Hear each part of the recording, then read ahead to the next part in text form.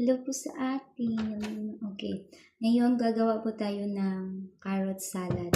Gagawa po tayo. Meron po akong carrots. Dito carrots. Gawin natin yung carrot salad.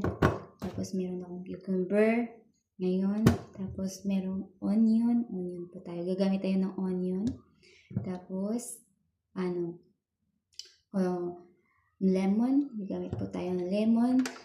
Tapos, sa seasoning po natin, gamit tayo ng pineapple vinegar.